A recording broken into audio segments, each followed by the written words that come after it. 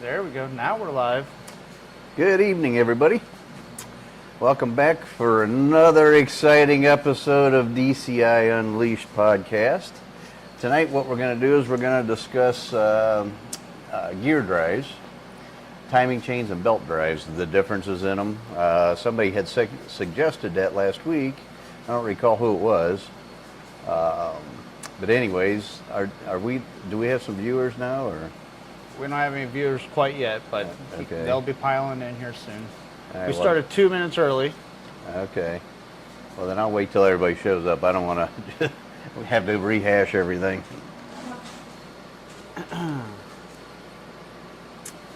Can we set that up so it goes live like 15 minutes early and then put some kind of a video or something on there so that people can gather? The problem is we don't have enough video yet.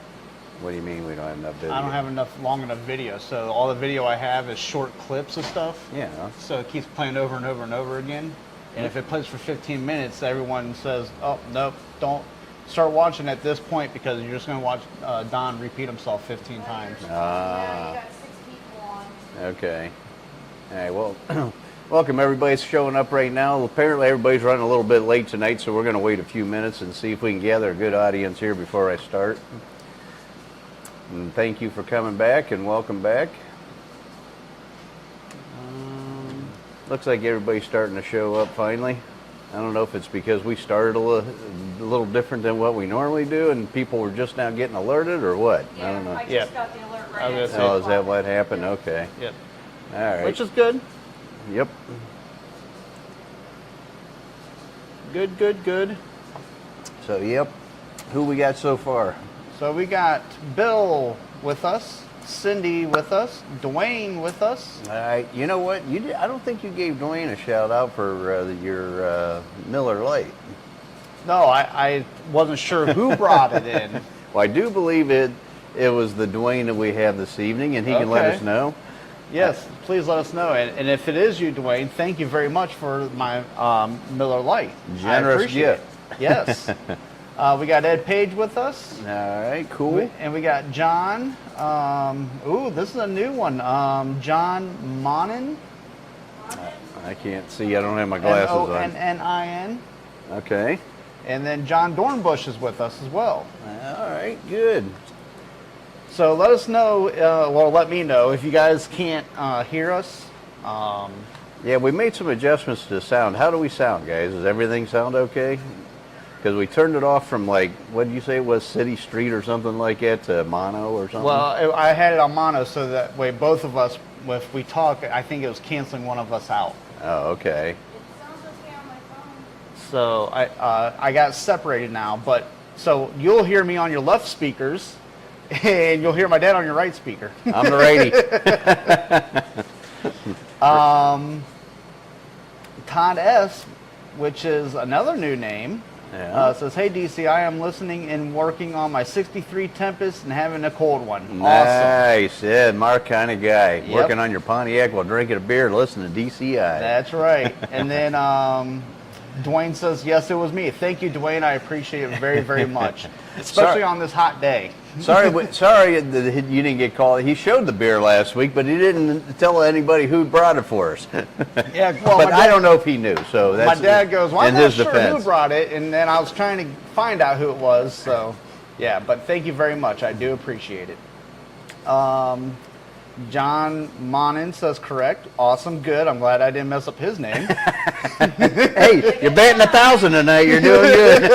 I'm going to quit right now. NHRA Bandits here. All right, guys. Old school twist. It says good evening. Had to look tonight. Didn't pop up, which is weird. It will pop up for some people and not on other people. So I don't get it. You know, and maybe somebody that plays with this stuff more than we do can tell us what we're doing wrong. Because I don't know what we're doing wrong. I have no clue. This is his territory. Ed Page says we sound okay. Well, good. I'll take that because normally we don't sound good at all. So you don't, I do. Castleworks Motorsports is here with us. All right, welcome, Kevin. Philip the Third has got his cold one. Awesome. All right, so we're starting to get our crowd good. And then John Dorbush said you should switch your sound so that it matches your placement on the screens. Well, you know Yeah, what? It is matching on our side. Yeah, on our side.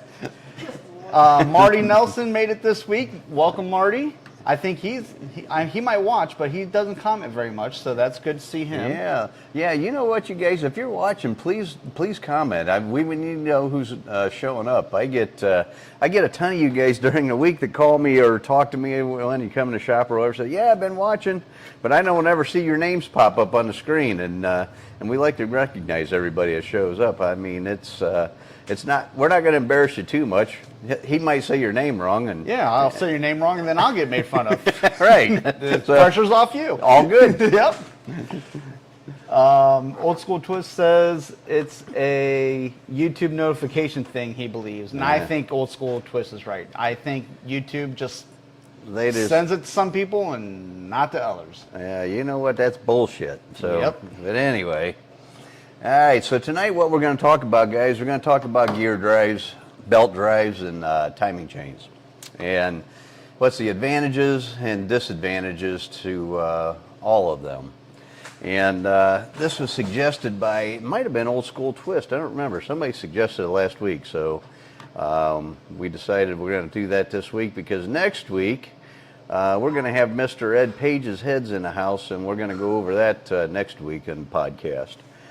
So this week I wanted to squeeze this in before we get Ed's Heads here. But anyway, for you guys that have been watching, poor Ed had a valve seat drop out of his head, and that sucks. It's part of racing. You know, it is what it is, and you just have to deal with it. But we're going to try to get him put back together and ready for Norwalk this year, as long as the engine didn't get hurt and he can, hang a new rod and piston and a set of rings in that bore, we'll be all right. But anyway, we're going to talk about that next week, not this week. So this week, what we're going to go over is gear drive and timing chains, belt drives. Gear drive, there's a couple different ones for Pontiac. There's multiple timing chains, but there's only a couple different gear drives for Pontiac. There's Milodon or Milodon, I don't know how they say it. And then you have Pete Jackson.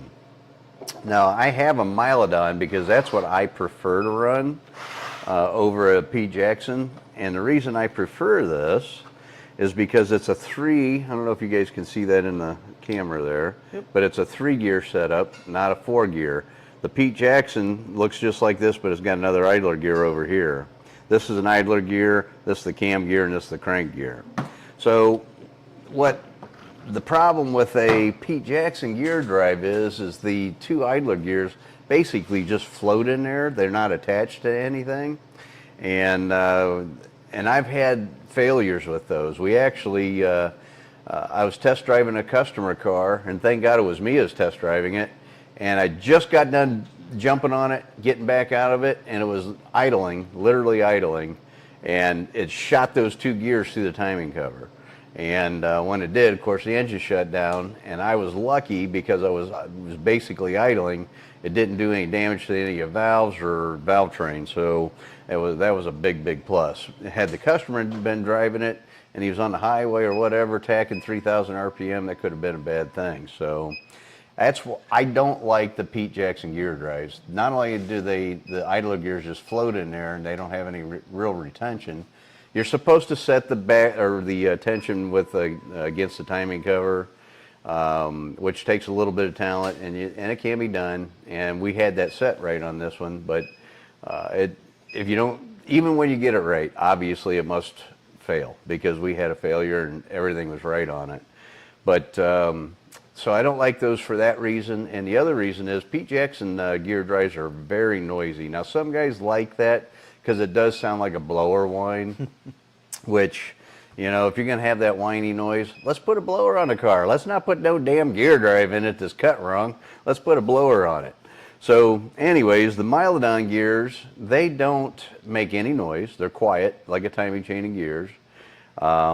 The idler gear is actually attached to a plate that bolts on the front of the block. And then once you get the lash set, because you have to set the lash, and it's pretty easy to do, the instructions tell you how to do it, you're done. You know, you bolt it down, you use some Loctite on it, and you're ready to rock and roll. The other part that I like about the Meladon gear drive is, if you see there's a hub that bolts to this gear, okay, and there's screws or fasteners here, and you can take those out and you can actually adjust the timing, cam timing, by repositioning those. And these are all, they're not symmetrical, they're asymmetrical, so they're in different positions and it changes the timing of the camshaft. And so this is a pretty versatile setup. The only thing is I did have one of these fail. And what failed on it was the idler gear, this gear here. And for whatever reason, I don't know why, we had 2 of them in a row fail, so I'm thinking it was a heat treat problem. So what happened was the gear had actually busted in 2. Can I help you with something, sir? I'm just listening. Okay. Well, listen over there. So anyway, I had 2 of these break right in a row. And so I'm afraid to use the things now. Now, is it because it was a heat treat? And how do I know? I can't test that. I don't have any way of testing it. Once it's heat treated, we're done, you know. And if they overheat treat it, it's going to make the part brittle. It's going to break, and that's what happened. So now I'm kind of afraid of them, and I don't run them anymore. We either run a belt drive or we use a timing chain and gears. The other advantage too of gear drive though is it eliminates a lot of the slop that a timing chain has. So the timing's a little more accurate with this. So that's another reason why I wanted to run one on my engine, my race engine. The bad thing about a gear drive, especially the Meladon gear drives, is that if you do run a blower on the engine, there's controversy. Now, I don't know personally because I've never done it personally, but because of the belt slap, supposedly it creates a spark scatter problem. And what that means is you're actually getting that belt slap magnified through the valve train, and it causes the distributor to go wacky with a blower. Now, I don't know that for sure. That's just what I've been told by a couple of guys that do run them with blowers or tried to run them with blowers. They would rather run a belt drive or run a timing chain of gear. And so I don't have personal experience to tell you yay or nay on that. I'm just relaying that because that's what I've been told. So gear drives are a great thing because it eliminates the lash, and and supposedly you don't have the failure, and you don't have to worry about chain stretch. You can run gear drive with high spring pressures. You know, there's a lot of benefits to it. Timing chain and gears, they're quiet, they're easy to install. With the double roller chain and gears, you know, you have pretty good dependability, and they're pretty accurate. If you know that your chain's going to stretch, which we always know they're going to stretch just a little bit, we always advance the cam a little bit to compensate for that. And we know that building the engine, so that's why we always advance our cams to where we think they need to be for chain stretch. The timing chain and gears, the problem with that is you do have a little bit of, you know, back and forth cam motion because of the chain. It's got a little slop in it, so it's going to affect your horsepower by changing the valve timing a little bit, and the distributor is going to act goofy too, which I don't know if we talked about that. I think we did a couple weeks ago, didn't we? Not in detail. With a crank trigger, you know. Crank trigger, yes. Because the reason a crank trigger makes about 22 horsepower more is because, think about what's going on there. By the time the crank turns the timing chain, turns the gear on the cam, goes through the camshaft, which twists from spring pressure at higher RPM, and then you got backlash on the distributor gear, and the distributor moves up and down, so you got lash adjustment there. You got spark timing that's jumping all over the place, sometimes as much as 8 to 10 degrees. And obviously, if you got that kind of spark jumping around, you're going to affect your horsepower. So gear drives would be a little better to control that, especially with a crank gear or a crank trigger. The other option is a belt drive, and we've only got available to us for Pontiac's BOP engineering. Thank God that Wade done those, and we have that option available to us. I don't know if he still offers it or not, but he used to offer it for the tall deck and the short deck or standard deck blocks. And we've run those, and we've had good success with those too. And it's a dry system. You don't run a timing cover with it because you're not oiling it. So the belt is exposed. But the cool part about that for a race engine is now you don't have to pull a timing cover, and you can play with cam timing. If you feel that you need to advance the cam 2 degrees or retard it, it's easy to do with that belt drive because it's all exposed. The bad part about being in belt drive and having it exposed is if you get some kind of road debris, say you get a small stone, it comes up and somehow, and Murphy's Law, lands on that belt and gets underneath that gear, guess what's going to happen? You're going to break a belt, and then you're going to screw up your valve train. Yay! That's always fun, especially whenever you got titanium valves and high-dollar push rods and springs. So yeah. That's a bad day, and you get really pissed off when that happens. So anyway, we have any questions about all this? Not really questions, but we had Michael join us. Gina, which happens to be Kevin. He's on his wife's sign-in. Oh, okay. And Jeff Downey joined us. Welcome. And somebody wrote a paragraph there. What's that all about? well, we'll get to that. Todd S., because I moved it down and I lost my place. Todd S., he's been watching usually when it's not live, so welcome, Todd. And Old School Twist said, FYI, I'll be back next week. Mr. Page's head seemed to be the top mule right now.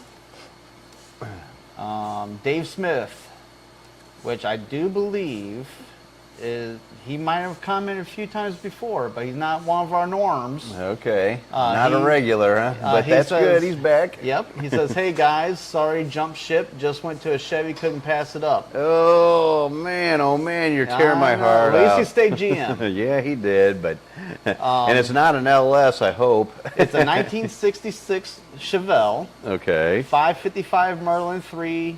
Perfect, that's okay, I'll forgive him. 4-speed. It's cool, but old Pontiac torque is unconditional. Amen, brother.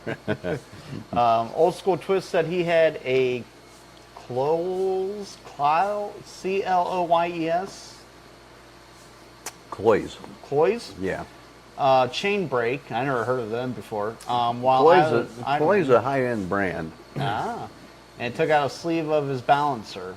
Yeah. He put a Milodon triple row on, nothing bent or hurt, but that was back in the late 80s. Yeah, unfortunately, you know what? The parts are getting made all over the world now.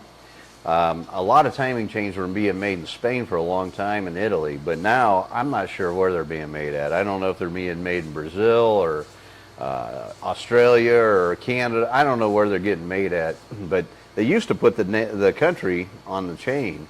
And I'll be honest with you, I don't do a lot of that part of the assembly anymore, so I haven't had an opportunity to look to see what's on the chains. But yeah, we used to get really good stuff out of Spain and Italy, but I don't know where it's coming from now. John says, high school tip, gear drive and tunnel ram is cheaper than a blower. Yep, and chrome valve covers make you go fast. Yep, chrome don't get you home though. Right. Castleworks says, I am running the Milodon gear drive and have been happy with it. Install is everything you said, pretty easy. And Richard joined us. And Todd S. said, I broke a Milodon idler gear in the driveway. That's what happened to me. I broke 2 of them. I think I might have had the lash in the gears, not had enough lash in the gears. I replaced it with the Sims chain. I have the new gear for the Milodon and might try it again. And we also have Stephen Page joined us just now, and Mark Marshall says listening and driving on his way home. Yep, poor Mark. He's been working a lot of hours here the last couple of days, so he's been doing a lot of round trips. He's been saving up for some the DCI round port heads. Yeah, well, you know what he's doing, working OT, getting that OT in. That's right. So yeah, but yeah, cool. So I mean, you know what? I wish I had a video that I could show you guys how the install is on the Milodon gear drive, because it's really not all that tough. Maybe there's one on YouTube. Let's see if we can find something.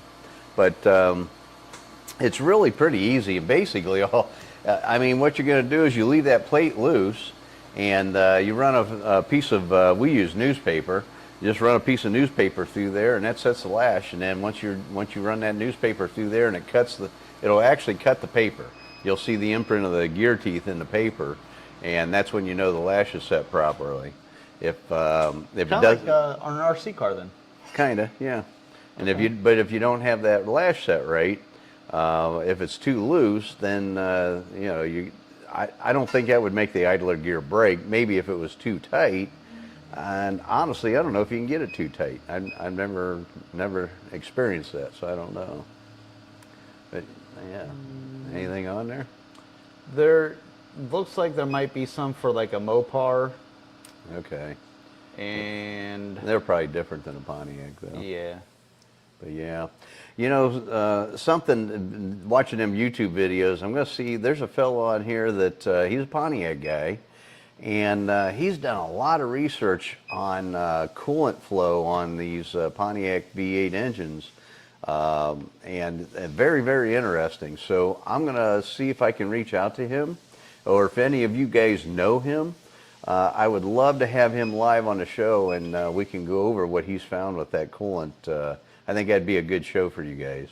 Be a good show for me. I want to learn that too. So, because we know the back cylinders run hot on Pontiac engines. It's inevitable. You can't avoid it. So unless you plummet some way to the back of the engine first, and then the front cylinders might run hot. So. Yeah, I can't find one. All right. Well, that's okay. Let's see here. We got. Bill said I used a Gremlin pre-stretched chain. Or German. German, yeah. Pre-stretched chain. Well, back in the day, Pontiac used to have pre-stretched chains too, and they used it on the four-cylinder engines. I don't know why. Probably because you got half the cylinders, and there's a lot of stress on the chain, because what will happen on a camshaft, believe it or not, you'll have one lobe that's opening and you got another one that's closing or pushing against it. So it kind of helps the cam rotate. So it doesn't really put a lot of stress on the chain. But if you got a four-cylinder, you probably don't have that situation going on the whole time, and that's probably why GM done that. Maybe somebody knows. Maybe John Dornbush or Philip III. Them guys, I think they're older than me, so they might know. Yeah. I'm busting your chops, guys. Kevin said, I met a guy who worked for Eagle and said the cranks were made in China but using USA tooling.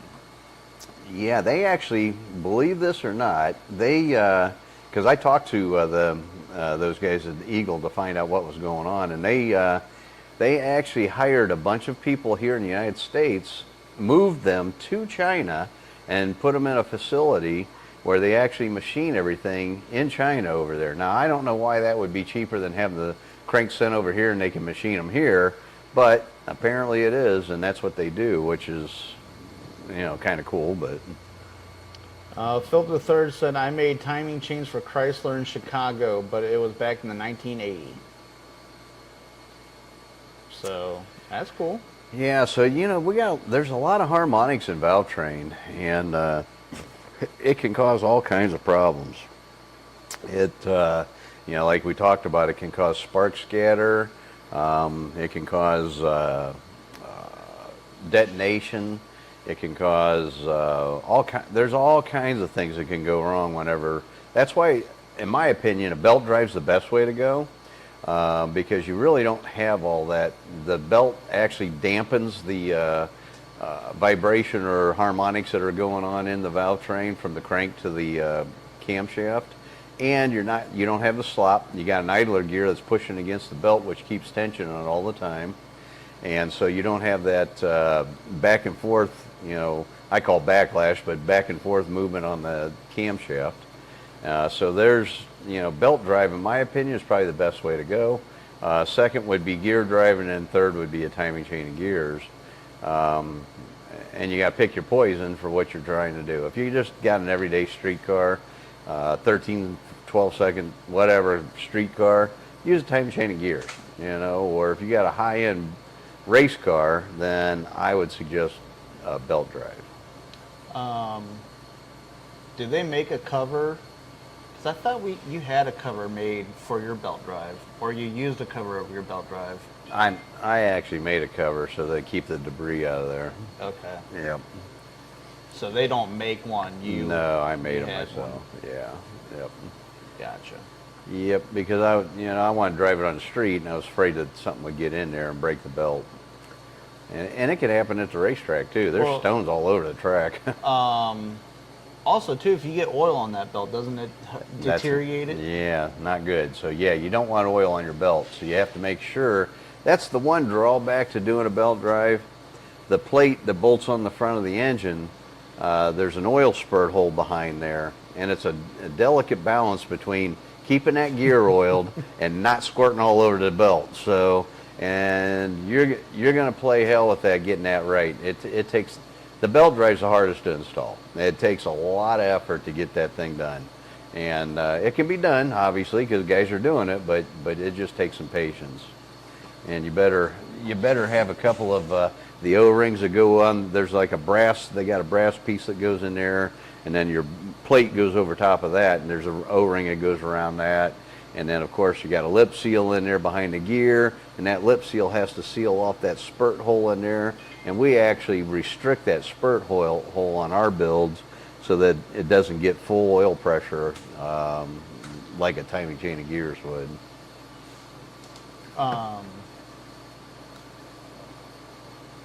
So what if you ran a chain for timing chain and then put a crank trigger on it?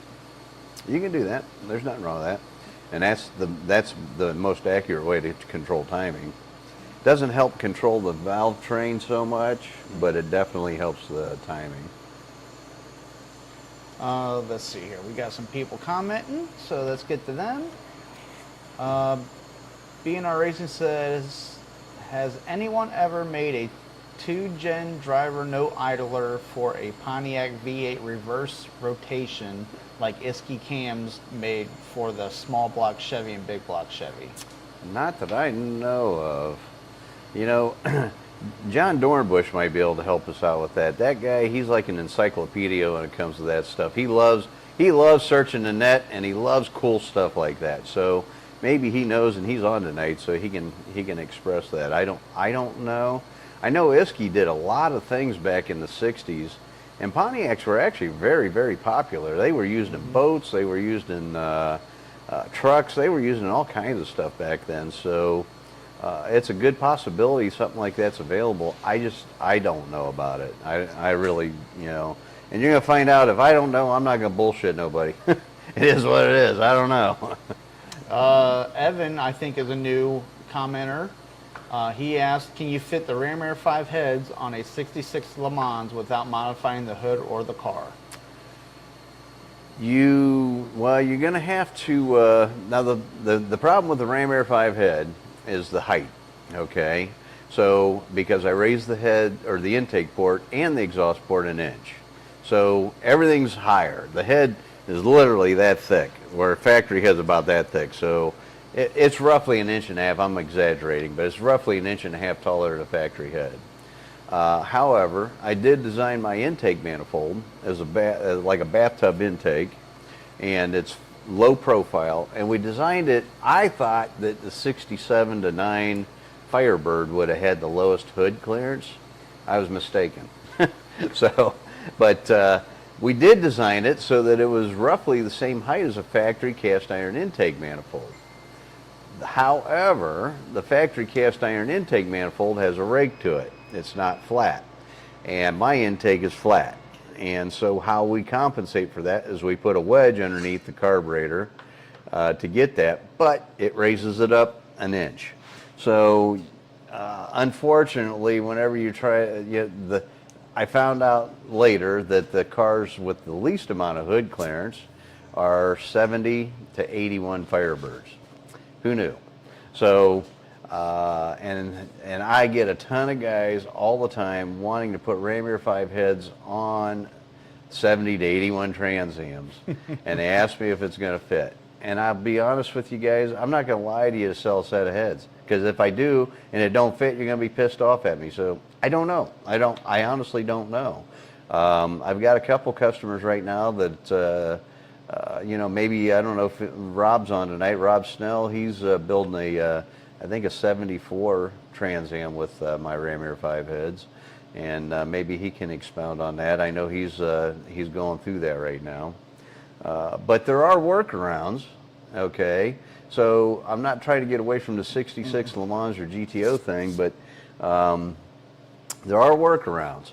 So with a Firebird or a Trans Am, you got to get a little creative and think outside the box. So we can take the subframe on those cars, because it's a subframe, not a full frame, and you can space it down. You can make bushings that go in between the body and the frame. So, the factory bushing might be this thick. You can double that, and then that's going to gain you whatever you double your bushing. You can gain that much hood clearance. So, and you can adjust all that, and it's not going to affect the ride. It's not going to affect the steering linkage. It's not going to affect anything. It just outside the box, and a lot of guys freak out about it. With the 66 Le Mans or GTO, we haven't actually got to install a set of the heads on one of those yet, but I would venture to guess that we're going to have to use a Hydro Boost instead of a power brake booster, a vacuum booster. That's number one, because of the head height. We will build the headers for it, so you're not going to have to deal with that. We'll have a header that'll fit it. That is a little bit of a challenge on those cars, because the steering linkage, the steering rag joint is right next to the front tube. So most headers, when you put them on your cars, you got to dent that header tube, okay, and to clear that rag joint. And so when we build the header for that, we're going to have to jockey that around there, and I will do that. Then the hood height, I don't think there's going to be any issue with the hood height, because you got more hood height with that than you do a 67 and 9 Firebird. So that's good. You're golden there. And we've actually used these heads and intake on 69 and 70 GTOs with the factory Ram Air setup. We had to trim the foam down, and we had to make some other modifications, but it will fit. So we've done that. And it actually works out pretty slick, and it's cool to pop the hood and see the factory Ram Air on a Ram Air 5. And that's with fuel injection, though, not carburetor. We have not done one with the carburetor yet, but we've done it with the fuel injection, which has a shorter throttle body. But other than that, I can't think of anything that would really be a problem unless you have AC on the car. And if you do that with any car, it doesn't matter what it is, you're going to have to take the AC off. And do an AC delete, or put the vintage air on it, which is all under the dash, not under the hood. So, but yeah. Would that interfere with the heater box? Well, the AC, or just the AC box? The vintage air, it comes with heat and AC. Well, I know, but I'm talking factory. Oh, if it has factory heater box on it, no AC, I don't think it'd be a problem. Okay. Yeah, I think we'd fit. Jeff Downey says Fast Monty's Garage he believes is the guy you're talking about earlier. Yep, he might be right. I think that is the guy. Yep. So I'm going to see if I can reach out to him and get him on the show. B&R Racing asked, Pontiac V8 had reverse cooling system 1955 to 59, yes. Then did away with it. Come 1990s, Corvette stole reverse cooling system for Pontiac Yep. and used it with great success. Yes, they did. As a matter of fact, I've got 2 GMC truck engines here right now. I think I shared with you guys a few weeks ago, and both of those are reverse cool, because one's a 56 and one's a 57, and we're building those engines. And but yeah, the Pontiac had that idea years ago. I don't know this for sure, and maybe somebody can correct me on this. I think Pontiac was the first one to come up with the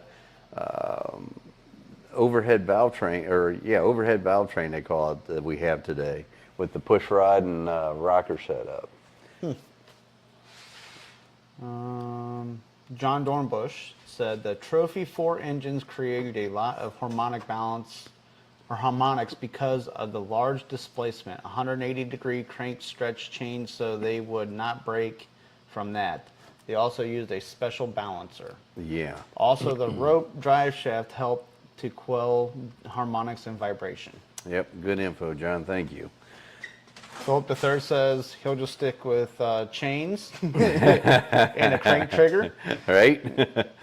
B&R Racing said he's been told that milled-on gear drive with idler has the needle thrust bearing on the wrong side, but it's stout design overall. Yeah, I've used them for years. We just had 2 in a row break on me, so now I'm gun shy. But I'm gun shy of a lot of things right now. We've had so many parts that I've relied on for, I've been in business 43 years, so I've seen a lot of engines come through my shop, and it's only been in the last probably between 6 to, well, maybe a little bit longer than that. I don't know when they signed NAFTA, but it started shortly after NAFTA, and it wasn't near as bad as it's been in the last 5 years. The last 5 years have been the worst I've ever seen. And a lot of my friends that own shops around here, they closed up. They're done. They don't want to deal with it because the parts are so bad.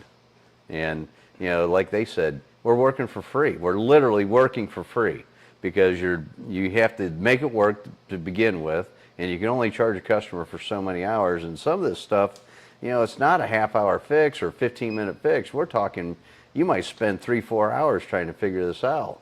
And how do you charge a customer for that? It's not their fault, but it's not my fault either. So I don't know. There's just a lot of guys went out of business because of it, and it sucks. And then the new guys that are coming into this, they don't understand that we give a lot of hours away, and they want paid for every minute they're here, even when they're on their cell phones.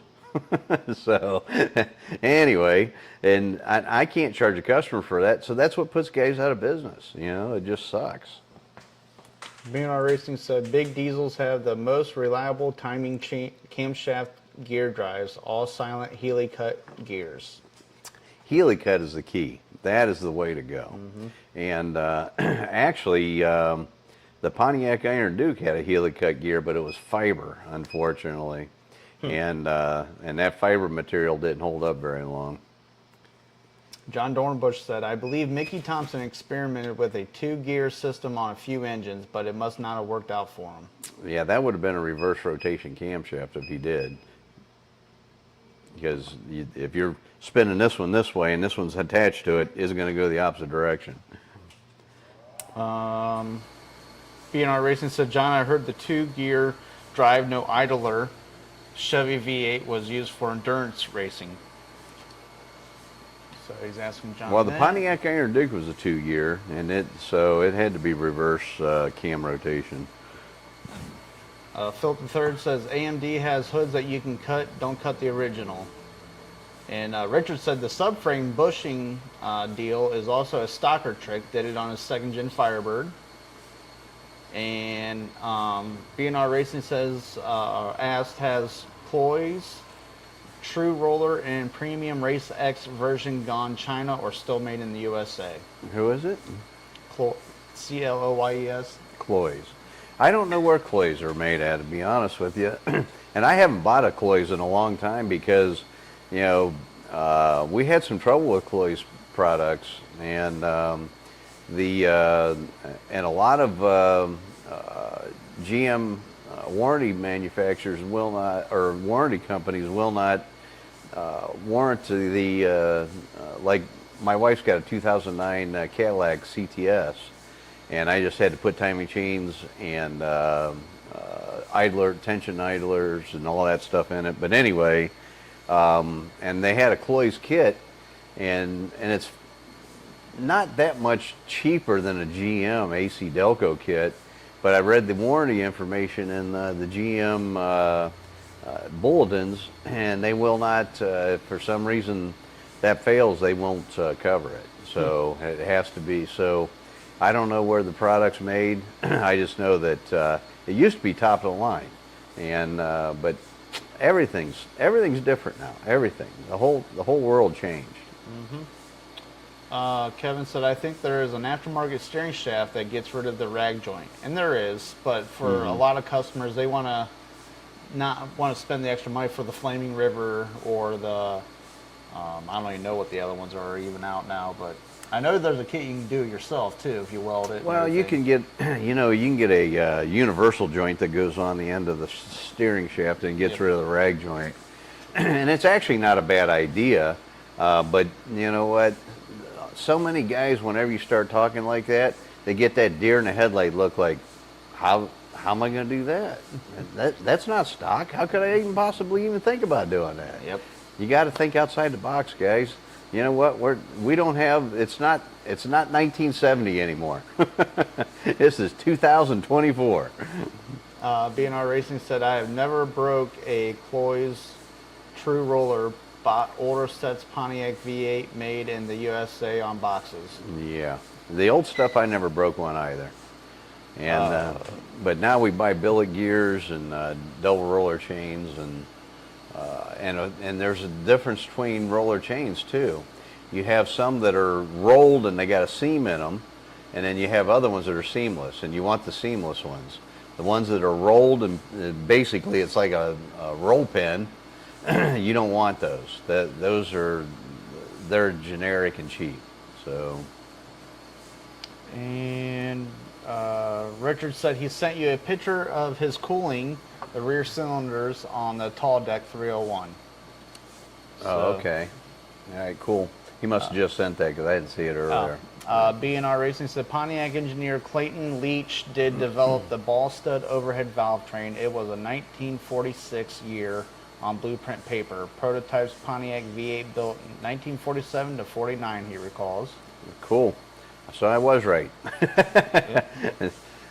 You know what, guys? I talk to so many people. I mean, think about it. I've been in business a long, long time. I know so many people, and I know a lot of guys that were, worked at GM or their dads worked at GM or whatever. And I got some really cool stuff, man. I got in my file cabinet over there. I'd have to dig it out because it's been years since I've looked at it, but I've got all the original data from the Super Duty engines that were built in 73 and 74, and all the testing they did. I got dyno sheets. I've got different dyno sessions on what they would do and how they would use headers, and they used different size Holley carburetors, and they used higher compression pistons because the Super Duty engines are all low compression, and they used Ram Air 4 camshaft, and they used the McKellar 10 cam, and I mean, I got it's. I'm not kidding you. The file is probably that thick,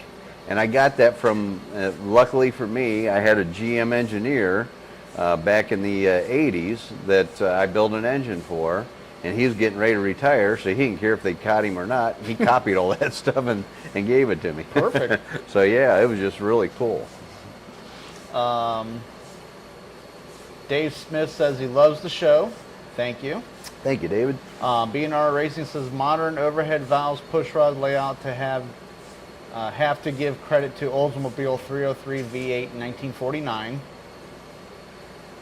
John Dornbush says Iron Duke you can get an aftermarket steel gears for. Yep. And BNR Racing says he doesn't asshat parts in his Pontiac V8s, broken timing chain gear, etc. And filter I second the Oldsmobile. That's what I've seen in recall. And then Evan wants to know, what is the most horsepower you have pushed out of a Pontiac? NA or blown or nitrous. We'll go over all of them. Ed Page is probably the highest blown deal that I've got. Ed Page's deal, I think, is probably crankshaft horsepower somewhere around 2,500, and that's with the Ram Air 5 heads. And NA, the highest that I know of with my Tiger heads is 1,350, and that's of course a race engine. And then pump gas wise, we got Jude Schnabel, and I don't know if he's on tonight or not, but he's got a set of Ram Air 5 heads, and he's making right around 1,000 NA on pump gas. Let's see, with a cast iron, factory iron head, probably my Ram Air 4 455 that I built back in the 70s and 80s made right around 730 horsepower at the crank. And other than that, I mean, I'm not real sure what else I got. I built so many engines I don't even know. I wish these guys all would get on the podcast so that whenever that question comes up, they could share with you, because, I mean, I've got the Edelbrock D-ports. We did the first article on the Edelbrock D-port when it first came out. It's hanging on the wall over there. They did a big spread for me, and a lot of cool stuff. But anyhow, we did all the data on that head, and we ported the heads, and we did all kinds of stuff. Well, anyhow, long story short, I've sold a lot of those heads, and we ported a lot of heads, and I got guys making 700 horsepower with the Edelbrock D-port heads on pump gas. So, what do you think Steve Page is making with his? Because this is naturally aspirated, right? Steve's got a sleeper, guys. He's got a 8-to-1 compression. I think it's 480 cubic inches. I don't remember now. Steve might pipe in here and tell us, but Steve's got a badass Ram Air 5 pump gas that runs on 87 octane because it's only 8-to-1 compression. And he don't brag about his stuff enough. He brags about Ed's stuff, but he don't brag about his stuff. Anyhow, and I know some of you guys go poo because it's got a Ram Air 5 head, but you got to realize the combination. It's 480 inches. He's got a 355 gear, and I think he's got a real shitty torque converter in it, like a 26 or 2800 converter, I don't know. And he runs it on literally 87 octane fuel. You can drive it to the racetrack. It doesn't overheat. It runs perfect in traffic, and it runs like mid-11s. So, I mean, how can you beat that? Yeah. I mean, with what it costs for racing gas and stuff, even premium fuel right now. I mean, he's way ahead of us. He's smarter than we are. Mark Marshall said it is Fast Monty's Garage. That's a pretty interesting video where he tests the head temperature. You have to get past his whiny voice. That's okay. You know what? I don't mind. If the guy's knowledgeable, we'll put up with it. And then John Dornbush says, Big Don, the proud papa of Pontiac horsepower. Well, you know what? The thing of it is I don't believe in dynos. I don't believe in flow benches. And so my stuff, what I go by is track times. And that's, to me, is more realistic. My car that had Ram Air 4 heads on a 455, the car weighed 3,680 pounds. And you guys can fact check this. The car it would only run 1020s, but I had factory suspension on it. And I'm not kidding you, it left on the right rear tire. I don't know if you guys seen that 59 Chevy that does it, but it literally left on the right rear tire and ran 1020s, but it ran 136 to 138 mile an hour.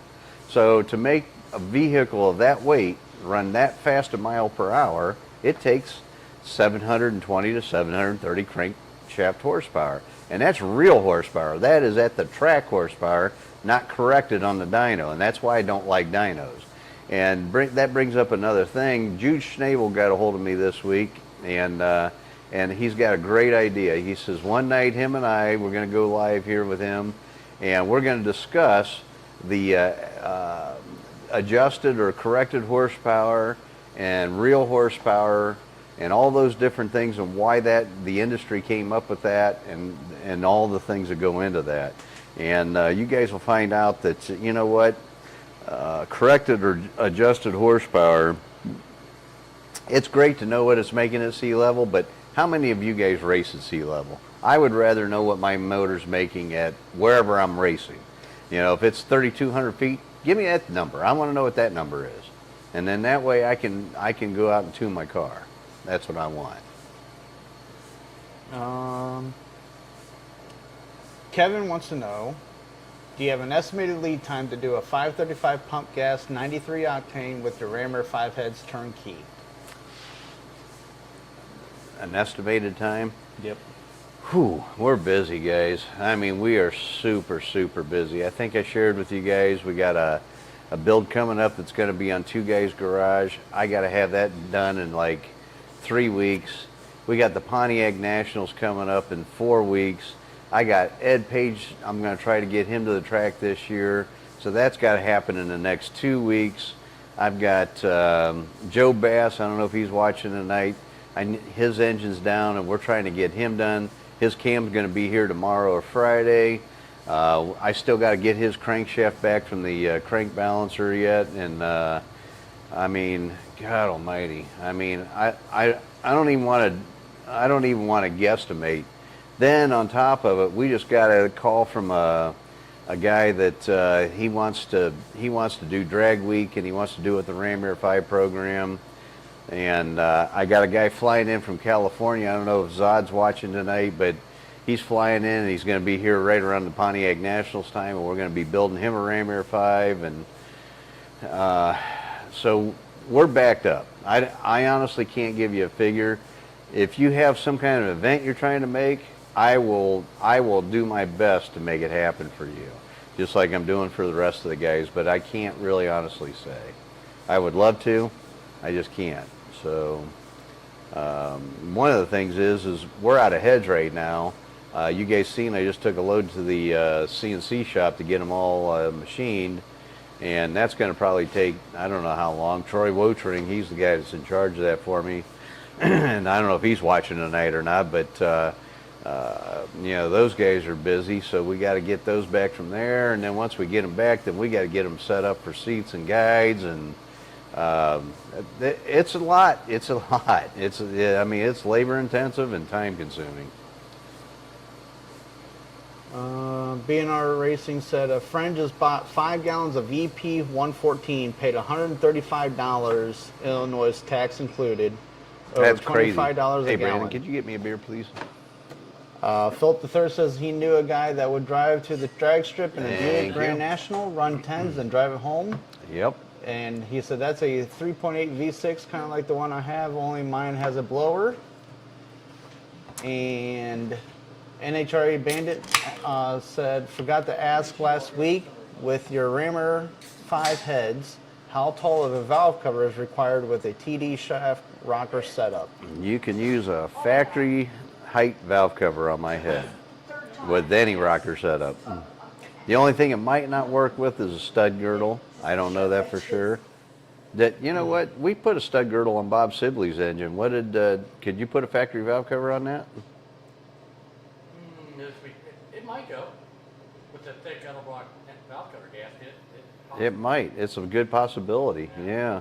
So you might even be able to run a stud girdle with a factory valve cover. And the width wise be okay, you know, around the perimeter of it. The height would be the only thing would be maybe an issue. Right. And so, yeah, what I did was I raised the valve cover rail on my head so that we could use a factory valve cover. That was the whole intent. You know, that way, if you wanted to, you paint this engine factory Pontiac blue, put a factory valve cover on the thing, and you have an air cleaner on it underneath the hood. It'll look like a factory Ram Air 5. The exhaust ports are raised way up. A little bigger ports. Yeah. BNR Racing wants to know, how's your Iron Ram Air 4 race car coming along? I actually got quite a bit done last week on the heads. We're just about done epoxying those up, and I'm going to be sharing. I don't have any video, unfortunately. My video guy's slacking, but so anyways, I'm going to take pictures of what we did for the epoxy, and I've got a killer epoxy, guys. Belzona 1111. I don't think it's made in the United States. I think it's made in, Maybe British. it might be England or somewhere. Anyhow, I don't know that they can legally make it here, but this stuff is kick ass. It's expensive as hell.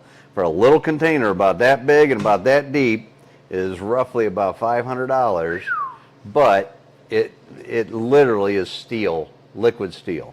I've never found anything like it, and I am so glad I found that stuff, because I use that On everything. We fix so many He parts puts of that shit on everything. I put that shit on everything. He even eats it. No, sometimes I do when I'm grinding, but no, I don't want to. It's nasty stuff. I don't like getting it in my nose. It burns. GT350N4 wants to know, do you still have your black 68 Firebird 400 convertible? I do. I sold that car to the guy you bought it from back in the 90s. That car was loaded out. Yes, it was. I mean, that car is loaded. My wife loves that car. So, what was that guy's name? Maybe he can tell me. He lived there in Mogador, and then he gave it to his son. The son had to went through a divorce, and I ended up buying a car from him because he was going through a divorce. But yeah, that car is a badass car. It's a triple black car, and it's loaded. It's got power steering, power brakes, power windows, the power top. It's got, I think it had AM, FM. It doesn't anymore, but it had AM, FM. I mean, that car was loaded. It had every option just The about. wood grain on the dash. It had the custom interior. The deluxe interior. The deluxe interior, yeah. It had the posi rear end, had air conditioning, had the turbo 400 transmission, 400 engine. I don't know if it had a hood tag. It's got a hood tag on it, but I don't know if it came with that or not. But yeah, that was a cool car. I was told that a woman bought that car brand new in Ohio, moved to Florida with it, and then she was driving back from Florida and the engine blew up. And a good friend of mine that I went to school with, Robbie Antulis, he ended up putting the engine that was in it whenever I bought the car, and he's out in Coventry. But Robbie Antulis is a Pontiac guy too. He's got a 64 GTO, and I think he still has it, and he had that when we were in high school, which is really cool. Philip III says, turbo is nice, but I'd rather be blown. And I think we're talking about something different. Old School Twist says, do you have a lead time on your round ports and new block? I ask every week, and one of these weeks... You're going to get the answer you want? Yep. You'll have the answer. We're still working on that. You know what? I don't know if Sammy's on tonight, but Sammy hasn't talked to me in a while. I think he's slacking on me. That's my CAD guy. BNR Racing said, holy cow, that's expensive, Don. Belzona 1111. It is very expensive, but it works. And whatever works, I'm going to use. So you can literally replace threads in a cylinder head or an exhaust manifold or whatever. It holds up to heat and all kinds of stuff. You can machine it, tap it. They claim, and I've never tried this, they claim that you can actually fix a journal on a crank with it. I'm not going to try that. I'm not going to push my luck. All right. Well, we're caught up on comments. All right, guys. Well, you know what? I don't know what else to tell you about the gear drive and the timing chain stuff. I mean, it's pretty simple stuff, but again, make suggestions. Now, next week, we are going to talk about Ed Page's deal. I'm hoping to have his heads maybe tomorrow or the next day. And then what I'm going to do is I'm going to show you the damage. We're going to go over that, and we're going to explain what I think caused the problem, and share with you guys, the carnage. A lot of these places, I don't know why, but they're scared to death to tell you whenever they have a failure. You know what? It's part of life. If you don't fail, you're not going to ever get better. You have to fail to get better. Just realize that the difference is how you handle the situation. If you don't improve or learn from it, then you know what? Failure sucks. But if you learn from it and you make your process better or your product better or whatever, then it's a good thing. It's not a bad thing.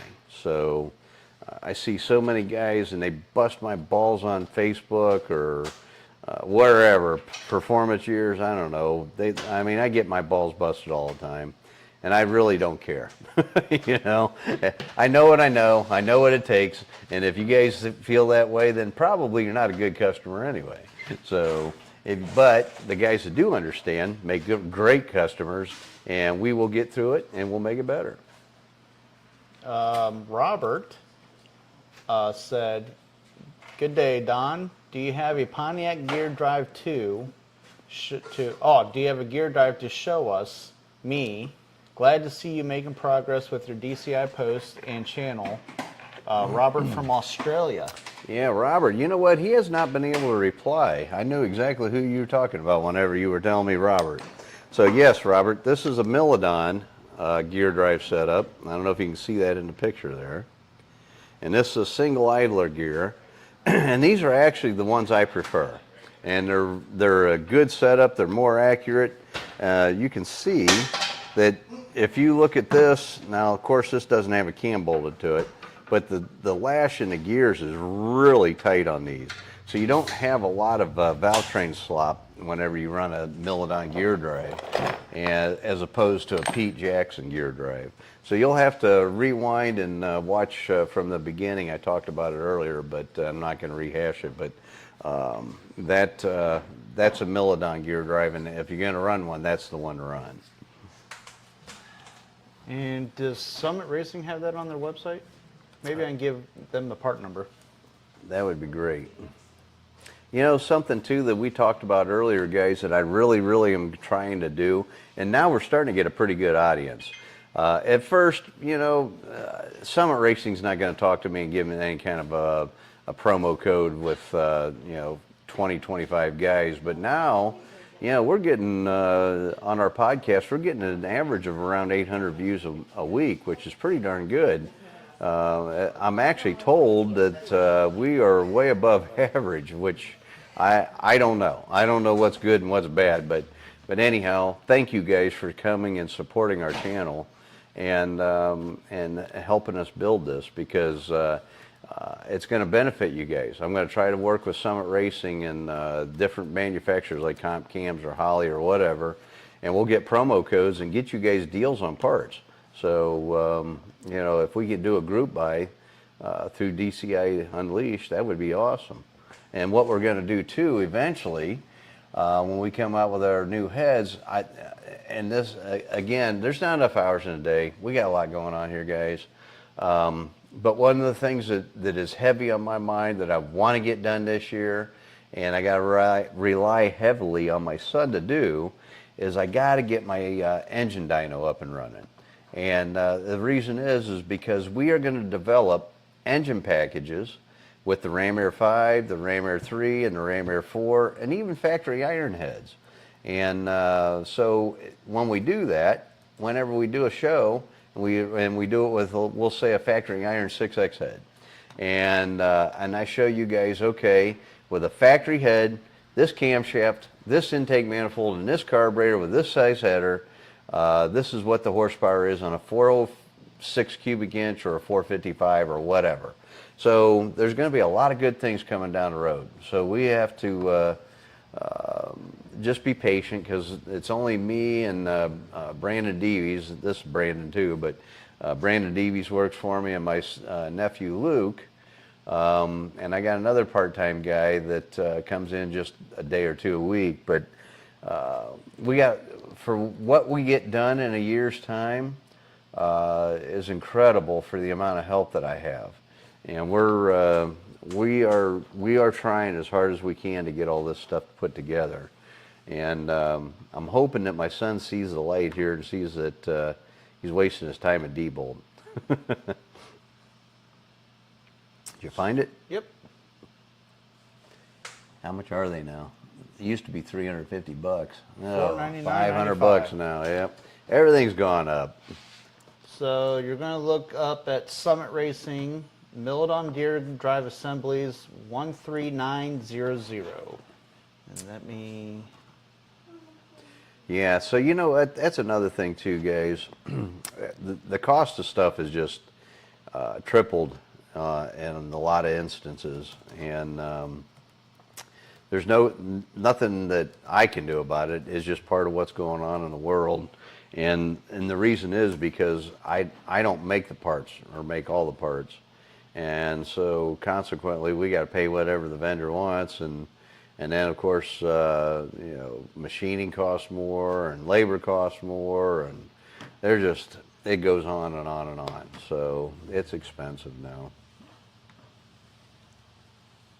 All right, so we had a bunch of people comment. And Kevin says, high horsepower motors can be a hand grenade with black tape on the pin. Just have to know how much tape you have.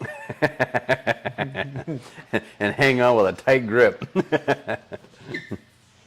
Old School Twist says, if they're picking on you, then they're leaving someone else alone. Amen, brother. That's the way I look at it, too. And Ed Page says, don't forget the DCI muscle shirts for Norwalk. Oh, yeah, I forgot about that. I did forget. That's you. You got to remember that, not me. Philip III said it's a 98 Grand Prix GTP. Oh, he must be answering someone. Okay. That's with his large valves and his Eaton M90 supercharger. Oh, yeah. We were going to put one of those on a Cobalt. Kevin says, don't forget to give some thumbs up for these guys. Thank you. Yes, thank you, Kevin. Thumper, the sweaty fat guy. I'll watch your channel too. Awesome. That's a hell of a handle. It is. I don't know how you got that, but that's a hell of a handle. Because I watched on 2 different devices, y'all get 2 thumbs up. Thank you, Philip. Awesome. John Dornbush beat me to the punch. He put the part number on there. Yep, look at him go. Thumper, the sweaty fat guy, asked, how much oil pressure should I run with 10 PSI and a forged crank?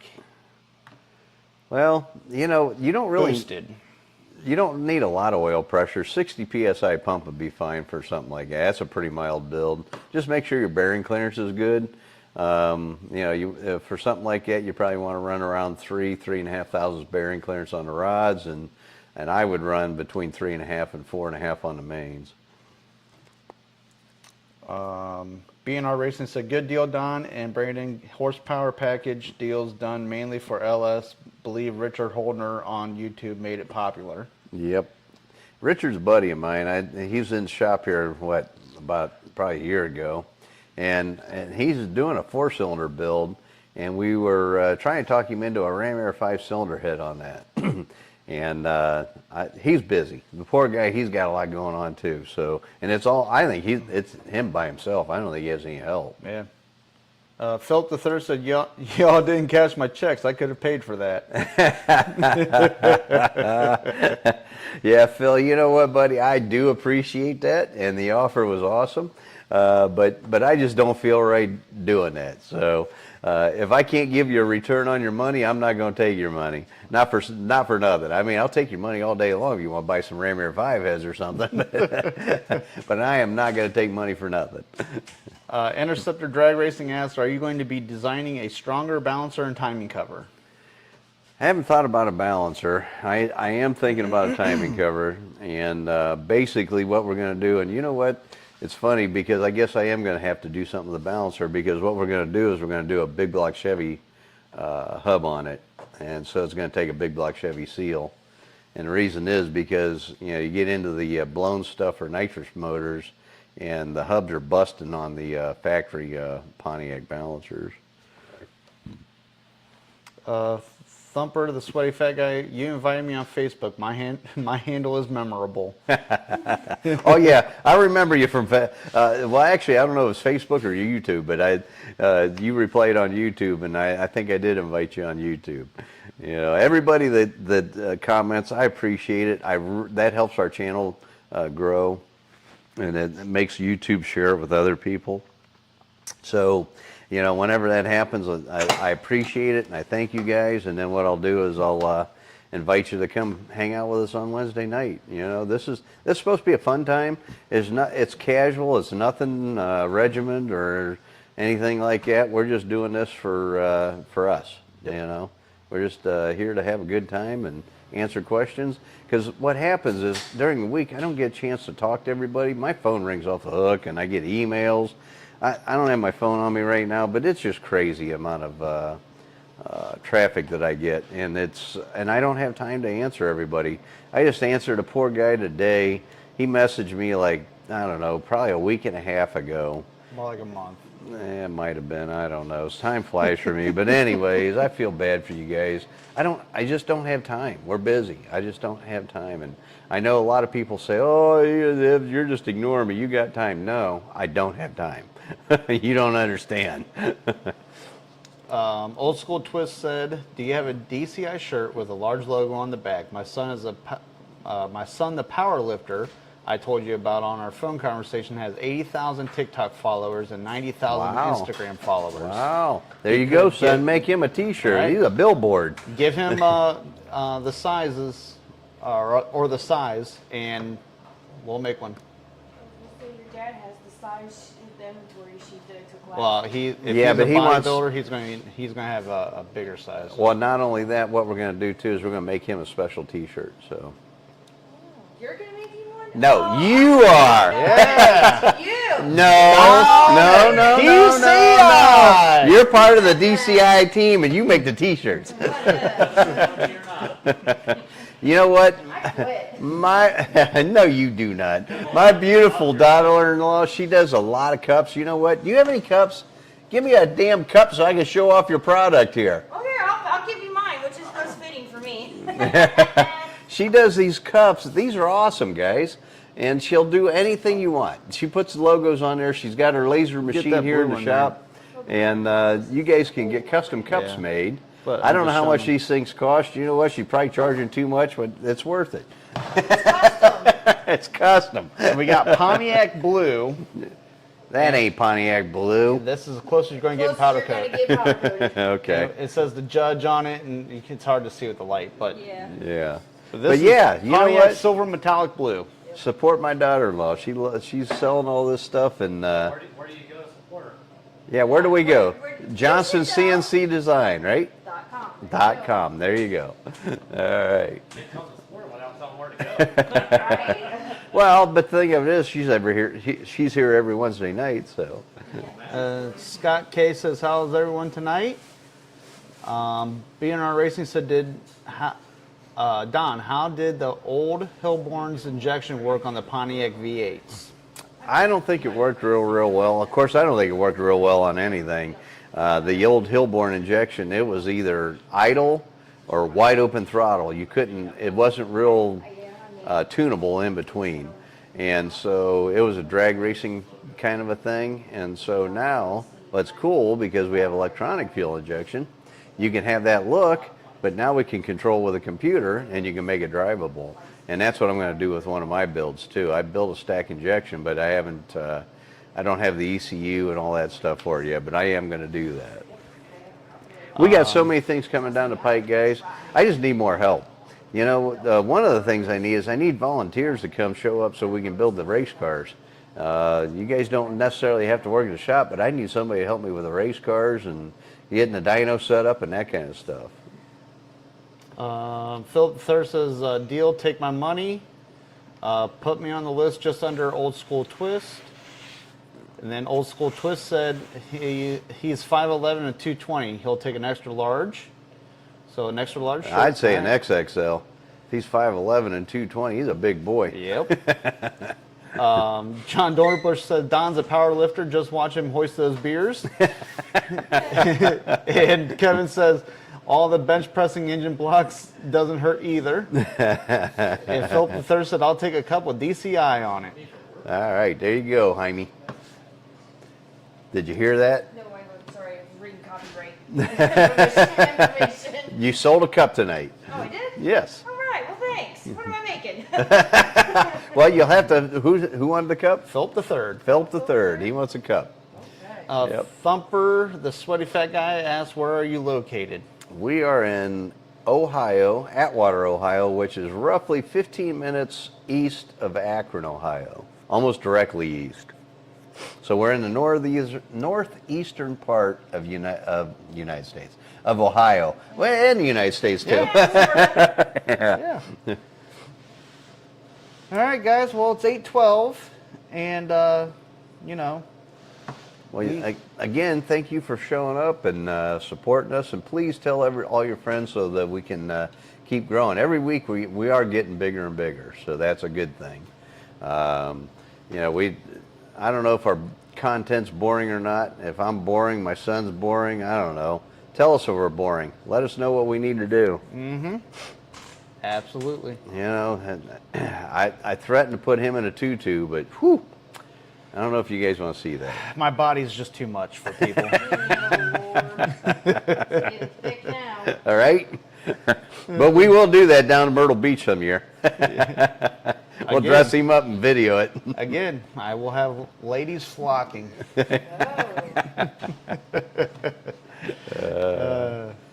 All right, guys. Well, have a good weekend.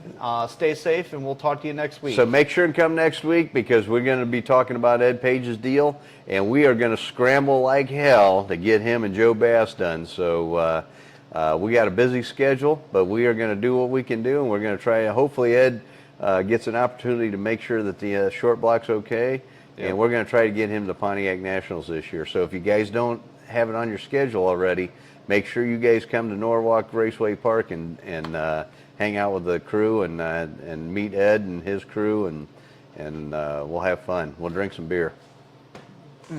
Yes, indeed. You answering somebody on there or something? Yeah, I'm going to have them for your cups go to you for right now. Okay, that's fine. All right, so let's wrap this up and make before you do that real quick, and then we can. That way, the guys ain't hanging around watching you type. GM still holds it. But hey, guys, thank you for coming. We do appreciate it, and I see some other comments showing up there, and if you want a custom cup, go to johnstonCNCdesign.com, and you can get you whatever you want. They'll make you anything you want. They'll make you T-shirts. They make you all kinds of stuff. So check them out. Check out their website.